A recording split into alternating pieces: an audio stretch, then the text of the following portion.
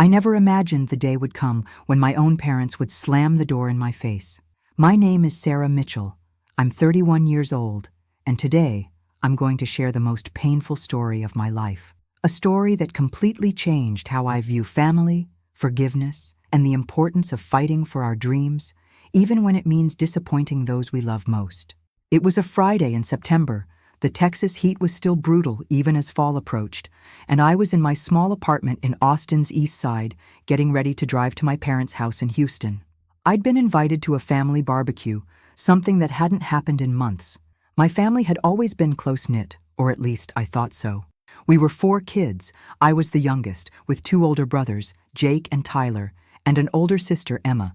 My parents, Robert and Linda Mitchell, were hard-working people. Dad worked as an oil rig supervisor before retiring, and Mom was a high school math teacher. They raised us with love, but also with firm expectations about success and the American dream.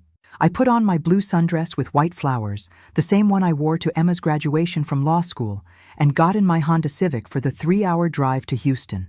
During the entire trip down I-10, I was anxious.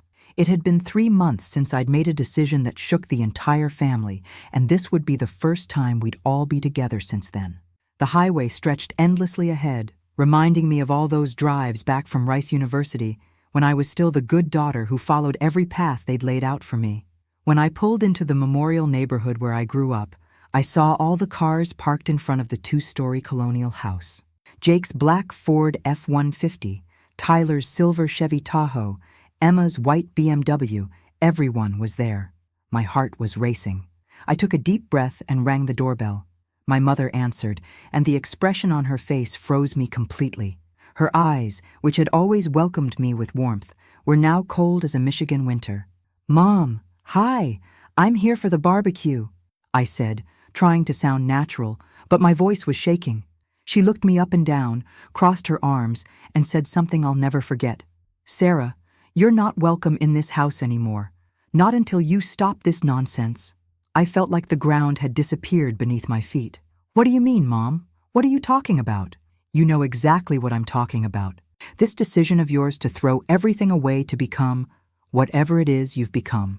Your siblings are inside, respectable people with real careers, stable futures. And you chose to embarrass this family's name." I tried to walk through the door, but she physically blocked me. "Mom, please, can we talk? Is this about my food truck business?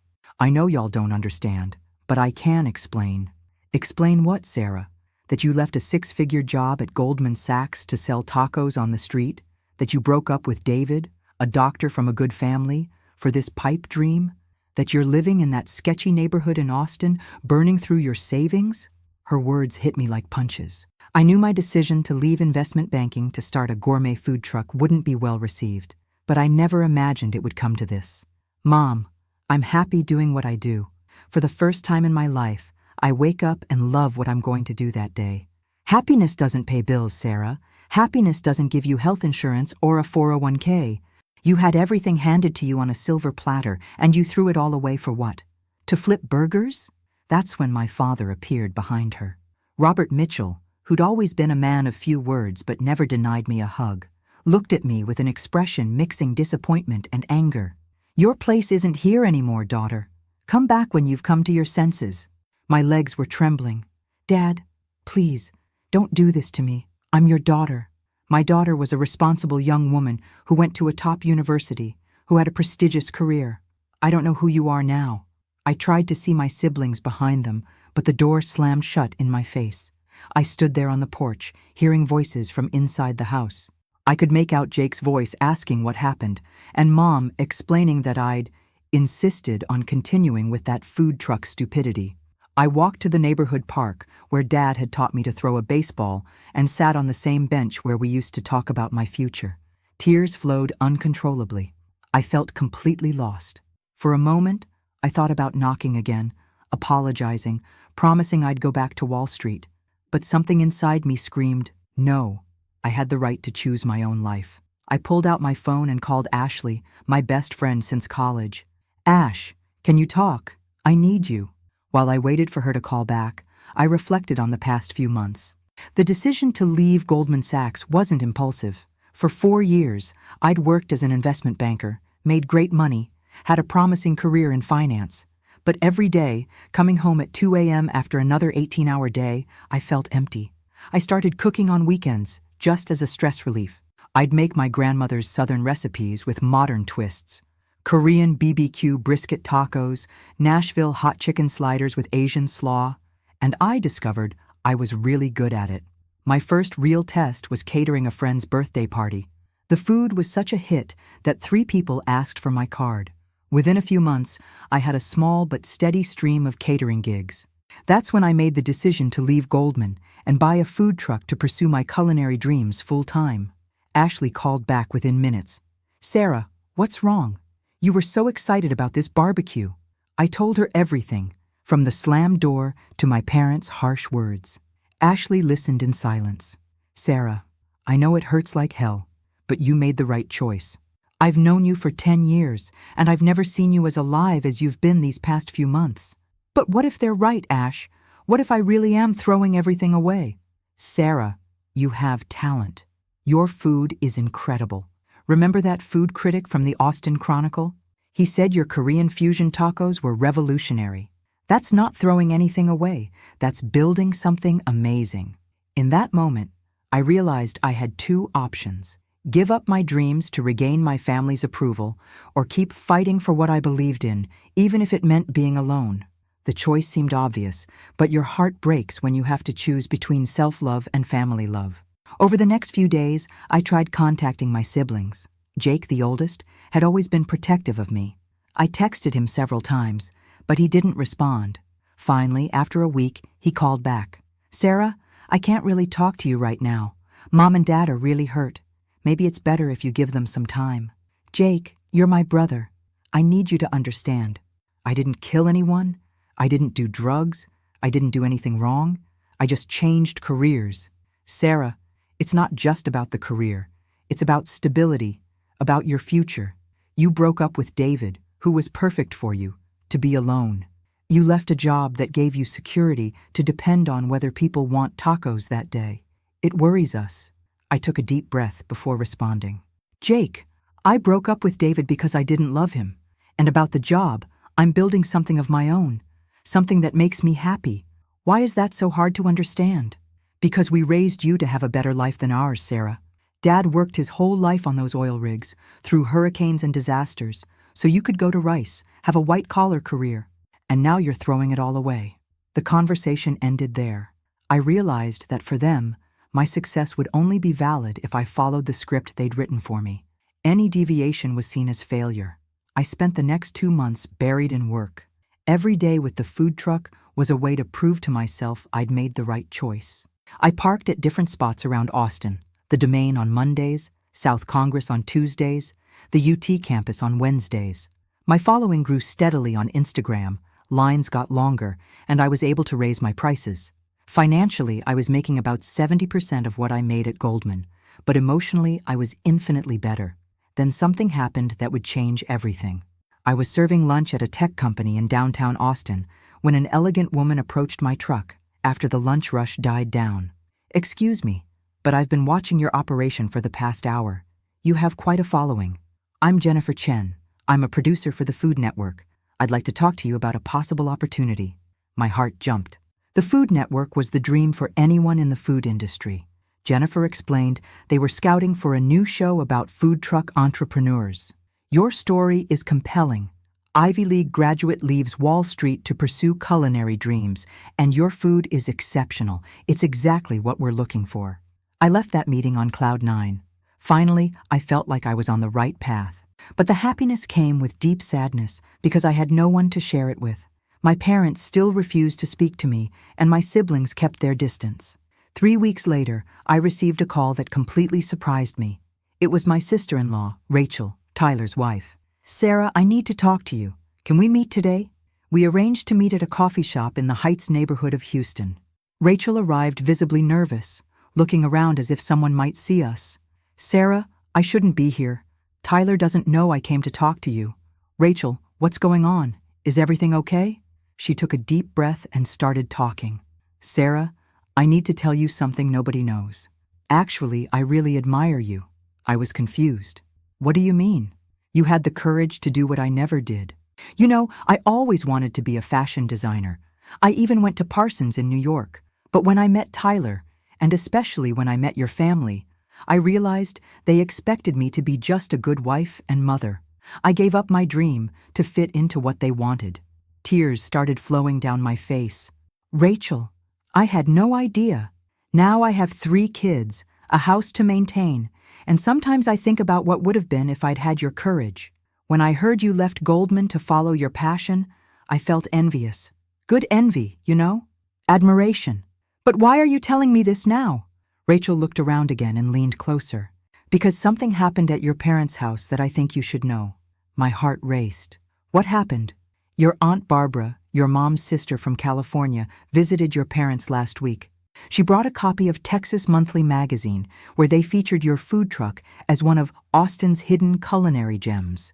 Your parents saw your picture, read the article calling you a rising star in the Texas food scene. I took a deep breath. And what did they say? Your mother was silent for a long time, just looking at the magazine. Your father said something like, "Looks successful," but they didn't comment much. But Sarah, I saw something different in your mother's eyes. It wasn't anger anymore. It was pride mixed with longing. You really think so? I'm sure. And there's more. Your Aunt Barbara really praised your work, said you had real business acumen and were making a name for yourself. Your parents listened to everything in silence, but you could tell they were paying attention. I left that meeting with a mix of hope and anxiety. Were my parents starting to understand my choice? Was there a chance for reconciliation? 2 weeks later, I received a call that would change everything. It was my Aunt Barbara. "Sarah, honey, I need to tell you something. Your father had a heart attack last night. My world collapsed. What happened? Is he okay? He's at Houston Methodist. He's stable, but the doctors say he needs surgery." I didn't think twice. I closed the food truck early and drove straight to Houston. During the entire drive, my mind was spinning. What if it was serious? What if I lost my father before we could reconcile?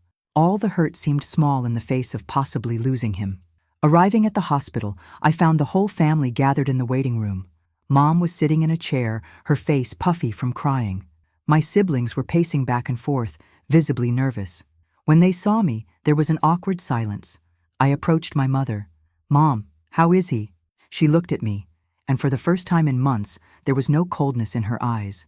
There was pain, fear, and something I recognized as relief at seeing me. "Sarah, you came." "Of course I came, Mom. He's my father." At that moment, she collapsed on my shoulder and started crying. "Sarah, I'm so scared of losing him. So scared." I hugged my mother for the first time in months and felt like a piece of my broken heart clicked back into place. "He'll be okay, Mom. Dad's strong." The doctor called us in for a consultation. He explained that Dad had a blocked artery and would need bypass surgery. It's a serious surgery, but we have good outcomes when the patient is otherwise healthy like him. Recovery can take several weeks. During the hours before surgery, our family gathered in a way that hadn't happened in a long time. My siblings greeted me, still a bit distant, but without the previous hostility. We spent the whole night in the hospital, taking turns caring for Mom and sharing childhood memories. During one of these conversations, Jake approached me. "Sarah, I saw the article in Texas Monthly. Your food truck looks legit." "Thanks, Jake. I think we were too hard on you. We didn't mean to hurt you." I grabbed his hand. "I know y'all did it because you were worried about me, but I needed you to trust me." The surgery lasted 6 hours. They were the longest 6 hours of my life. When the doctor finally appeared with news that everything had gone well, our family hugged like we hadn't in ages. Dad was in ICU for 3 days, then moved to a regular room. The first day he could have visitors, I was nervous to go in. I didn't know how he'd react to seeing me. When I entered the room, he was awake, looking out the window. When he saw me, his eyes filled with tears. "My baby girl." "Hi, Dad. How are you feeling?" "Better now that you're here." He squeezed my hand tight. "Sarah, I need to apologize." "Dad, you don't have to." "I do. You're my daughter, and I kicked you out of the house. That's unforgivable." "Dad, y'all were worried about me. I understand." "No, Sarah. The truth is I was scared. Scared you couldn't support yourself, that you'd struggle." I worked my whole life to give y'all stability, and when you chose a different path, I thought you were throwing it all away." I held his hand firmly. "Dad, I understand your fear, but I had to try. And you succeeded, baby girl. Your aunt showed us the magazine article. I was so proud, and at the same time so ashamed that I doubted you." In that moment, I felt an enormous weight lift off my shoulders. "Dad, I love you, and I'll always need y'all in my life. We love you too, baby girl, and I promise we'll support you from now on." During the following days, as Dad recovered, our family began to rebuild. Mom asked about my business, wanted to try my food, learn about my plans for expansion. My siblings gradually started treating me normally again, but the biggest surprise came 2 weeks later. I was at the hospital visiting Dad when Mom came with an unexpected proposal. "Sarah, I was thinking, how about you cater Dad's recovery party? When he gets out of the hospital, we want to have a big celebration with the whole family." I was touched. "Of course, Mom. It would be my honor. And there's something else," she continued, a bit shyly. "I'd like you to cater your cousin Madison's wedding too. Your Aunt Barbara was raving about your food." I realized that Mom was, in her way, giving me the professional recognition I'd needed to hear from her. Dad's recovery party was one of the best days of my life. I served all my signature dishes, the Korean BBQ brisket tacos, the Nashville hot chicken sliders, my famous queso with chorizo.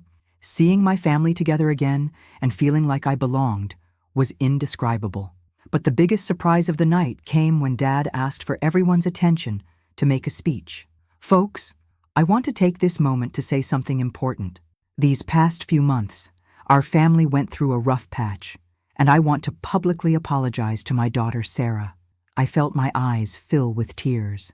"Sarah, baby girl, your mother and I were dead wrong about you. You had the courage to follow your dream, to do what makes you happy, and we, instead of supporting you, tried to stop you. Today, eating this incredible food you've made, seeing how you've built a real business, I know for certain you made the right choice." He turned to me, his eyes shining. "Daughter, I ask for your forgiveness, and I want you to know that from now on, you'll have our full support, because real family supports each other's dreams." I couldn't hold back the tears. I stood up and hugged my father in front of the whole family, feeling like I was finally home again. But the real surprise of the night was still to come. When everyone was leaving, Mom approached me with an envelope in her hand. "Sarah, this is for you." I opened the envelope and found a check for $30,000. "Mom, what is this?" "It's the money your father and I had saved for your wedding to David. Since you're not marrying him, we decided you should use this money to invest in your business. Buy a second truck, upgrade your equipment, use it however you think best." I was speechless. It was more than money. It was official recognition that they believed in me. 6 months later, using that money, I was able to buy a second food truck and hire 2 employees. My business was growing exponentially, and I had a waiting list for catering events. The Food Network show aired, and suddenly I was getting calls from all over Texas. But most importantly, I had my family back. Not just back, but we'd built an even stronger relationship, based on mutual respect and acceptance of each other's choices. Last Sunday during family dinner, Dad made a comment that touched me deeply. "You know, Sarah, we always taught y'all that success meant a college degree, a corporate job, a house in the suburbs. But seeing you today, so fulfilled doing what you love, I understand that real success is being happy with your choices." I looked around the table, seeing my parents, siblings, their spouses, and kids, and realized I'd achieved something that seemed impossible months ago, keeping my individuality without losing my family. The experience of being rejected by my own parents was the most painful of my life, but it also taught me the most about authenticity, perseverance, and the true meaning of family. I learned that sometimes we need to go through darkness to appreciate the light, and that true love, in the end, always finds a way.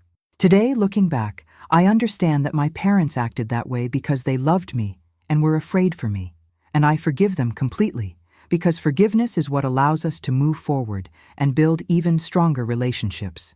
If you're going through something similar, if you're fighting for your dreams against your family's wishes, know that it's possible to reconcile personal choices with family love. It might be painful, it might take time, but when there's real love, there's always hope for reconciliation. My story proves that sometimes we need to temporarily distance ourselves from those we love to find ourselves. But that doesn't mean love has ended. It means we need time to grow, so everyone can understand and accept who we really are. And the most surprising thing of all is that this experience not only brought me back to my family, but also brought me something I never expected. Last month, during a food festival in Austin, I met Marcus, a James Beard-nominated chef who was judging the competition. We talked all night about food, dreams, and the courage to follow our own paths. Last week, I brought Marcus to meet my parents. When they saw how he looks at me, how he respects my business and supports my ambitions, I saw in my mother's eyes the same approval she once had for David. But this time, it was different, because now they know who I really am, and they know I deserve someone who loves me exactly as I am. Dad, who was always reserved with my boyfriends, pulled Marcus aside for a private conversation. When they came back, Marcus was smiling, and Dad had tears in his eyes. "This one's different, Sarah. He really sees you," was all he said. But it was enough for me to understand that I'd finally found not just the love of my life, but also my family's complete acceptance. As I write this story, I'm sitting in my new commercial kitchen in East Austin, planning the menu for next week. I look to the side and see the bouquet of sunflowers Marcus brought me this morning, with a note that says, "For the bravest woman I know, who taught me that following your heart is always worth it." And I think maybe that was the most important lesson of this whole journey. When we have the courage to be authentic, to fight for our dreams, even when it seems impossible, life rewards us in ways we never imagined. Not only did I get my family back, not only did I build the career of my dreams, but I also found love that accepts and encourages me exactly as I am. Life has these beautiful ironies. Today, my parents not only support my career, but have become my biggest promoters.